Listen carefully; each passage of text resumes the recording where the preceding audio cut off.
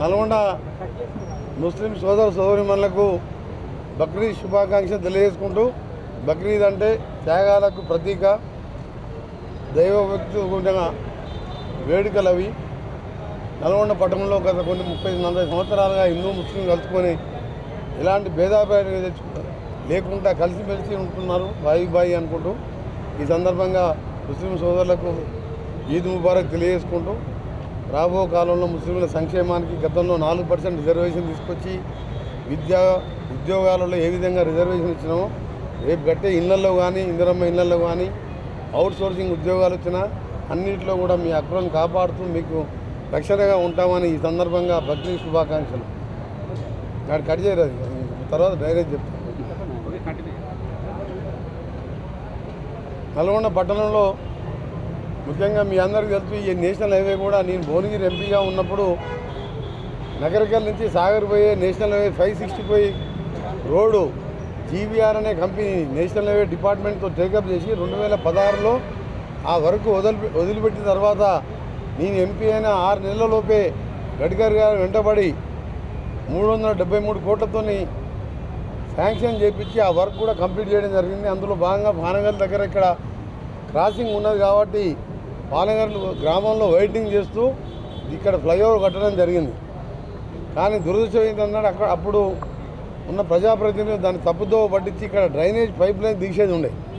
తీయకుంటే ఏమైందంటే ఈ స్ట్రాంగ్ వాటర్ డ్రైన్ కానీ ఇక్కడి నుంచి పోయే మన డ్రైనేజ్ వాటర్ కానీ శేషమ్మగూడ ప్లాంట్లకు పోతానికి వీలు లేకుండా మొత్తం కూడా తొందరగా హడావుడి చేసి ఆఫీసర్లను బెదిరించి ఆ రోజు చేస్తే మన ఒక నెల కింద నా మున్సిపల్ చైర్మన్ గారు కౌన్సిలర్స్ నా దృష్టికి తీసుకొస్తే 5.5 కోట్లు అదనంగా శాంక్షన్ చేయించి 1 మంత్ లోపే ఇంకా 14 మీటర్లే మిగిలింది.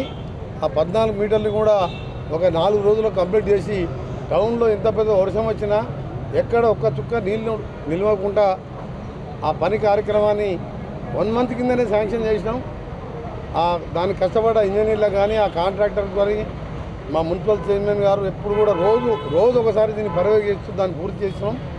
దాంతో డ్రైనేజ్ సమస్య ప్రాబ్లం తీరిపోతుంది.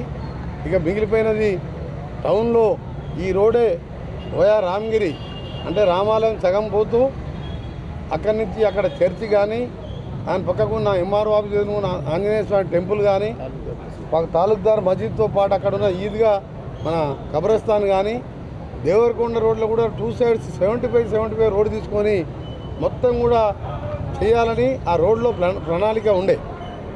కానీ నేను ఆలోచించి అప్పుడు నేను ఎంపీగా ఉండి అయినా సరే నల్గొండ పట్టణం నా కాన్స్టిట్యున్సీ 20 ఏళ్ళు ఎమ్మెల్యేగా ఉన్నా కాబట్టి అప్పుడు ఆలోచించి నేషనల్ హైవే ఆఫీసర్ చెప్పి మీరు ఇక్కడి వరకు కట్ చేయండి, నేను దాని తర్వాత మళ్ళీ రేపు ఎమ్మెల్యే అయిన తర్వాత దాన్ని ఆలోచించి ఏ విధంగా బీటీ కాలనీ వాళ్ళందరికీ కూడా కంపెన్సేషన్ చేయకుండా అన్నీ కూడా ఇల్లు ఊరగొట్టడం జరిగింది ప్రైవేట్ ఆస్తులను. అందుకని ఆలోచించి అప్పుడు ఆపిచ్చి ఇప్పుడు ఒక మర్రిగూడెంకి వెళ్ళి బైపాస్ రోడ్ తీసుకుంటూ ముందుకు పోతూ తక్కువ ల్యాండ్తోనే ఆ ల్యాండ్ ఎక్విజిషన్ పూర్తి చేసుకోవడం, ల్యాండ్ పోయిన దగ్గర మార్కెట్ రేటు విధానంగా డబ్బులు కట్టించే విధంగా ఇప్పటికే దాన్ని ల్యాండ్ ఎక్విజిషన్ కూడా శాటిలైట్ ద్వారా నేషనల్ హైవే డిపార్ట్మెంటే చేస్తారు. దాన్ని కూడా ఇంకా చివరి దశలో ఉన్నది. దాన్ని కూడా ఎవరికి ఇబ్బంది లేకుండా చేసే కార్యక్రమం చేస్తున్నాం. అది ఆ సాగర్ రోడ్ వరకు కిందకి వస్తుంది. ఆ నుంచి మరొక ఆర్ఎండ్బి డిపార్ట్మెంట్ నా డిపార్ట్మెంట్ ద్వారా మరొక 250 కోట్లు పెడితే మళ్ళీ ఈ నార్కెట్పల్లి అదానికి హైవే కలుస్తుంది. ఆ విధంగా రింగ్ రోడ్ తీస్తే హెవీ వెహికల్స్ సాగర్ పోయే లారీలు కానీ ఇతర ప్రైవేట్ వాహనాలు కానీ టౌన్లో యాక్సిడెంట్ తగ్గే విధంగా ఇబ్బంది లేకుండా ప్రయాణికులకు మొన్న చూసినాం సిద్ధార్థక మన ఎన్టీఆర్ ఛార్జీ దగ్గర రిటైర్డ్ ఎంఆర్ఓ శంకర్ రెడ్డి గారు ఏ విధంగా చనిపోయిండో యాక్సిడెంట్లో. అప్పుడు ప్లాన్ లేకుండా కట్టడంతో తర్వాత మా మున్సిపల్ చైర్మన్ గారు ఆలోచించి నేను కూడా డైరెక్షన్ ఇచ్చి ఎక్కడెక్కడ సిగ్నల్స్ పెట్టాలి, ఎక్కడెక్కడ చెట్లు కొట్టియాలి, అడ్డం టర్నింగ్ దగ్గర యాక్సిడెంట్ కాకుండా 2-3 చనిపోయారు ఒకటే దగ్గర. అవన్నీ కూడా చేసుకుంటూ ఈరోజు ఈ అన్ని డెవలప్మెంట్ కార్యక్రమాలు చేస్తున్నాం. 500-600 కోట్లతోని కంపెన్సేషన్ కలిపి 700 కోట్లు. అది 2-3 మాసాల్లోనే టెండర్ ప్రక్రియ పూర్తవుతుంది. మరొక 56 కోట్లతోని టెండర్ కూడా అయిపోయింది. మిగిలిపోయిన కాలనీలలో అండర్గ్రౌండ్ డ్రైనేజ్ సీసీ రోడ్డుతోని మరొక 145 కోట్లతోని ఇప్పుడు డిపిఆర్ తయారు చేస్తున్నాం. వచ్చే వారం టెండర్ పిలుస్తున్నాం.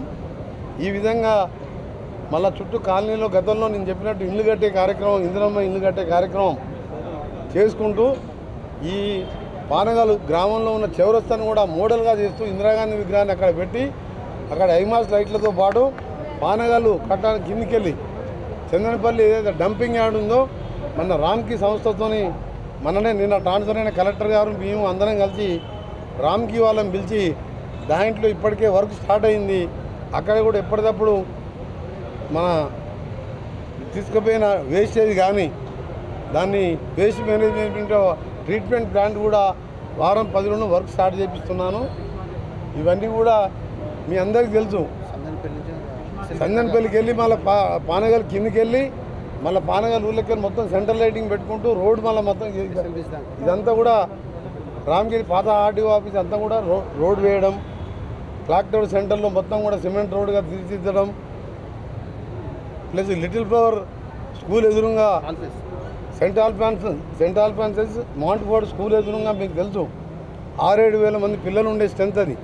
దాన్ని రోడ్ ఓవర్ బ్రిడ్జ్ లాగా ఒక 10 కోట్లతోని ఎస్కలేటర్ విత్ లిఫ్ట్ ప్లస్ మెట్లు ఒక లేటెస్ట్గా హైదరాబాద్లో ఉన్న విధంగా ట్రాఫిక్ పిల్లలు క్రాస్ చేయాలంటే భయం అవుతుంది కాబట్టి దాన్ని కూడా శాంక్షన్ చేయడం జరిగింది. అది కూడా 1 మంత్లోనే ఢిల్లీలో NHA అప్రూవల్ తీసుకొని ఆ కార్యక్రమాన్ని పూర్తి చేసుకొని రాజశేఖర రెడ్డి గారి సర్కిల్ని కూడా డెవలప్ చేసుకుంటూ ఇల్లు కట్టుకుంటూ ముందుకు పోతున్నాం. For more videos like this, subscribe Big TV channel.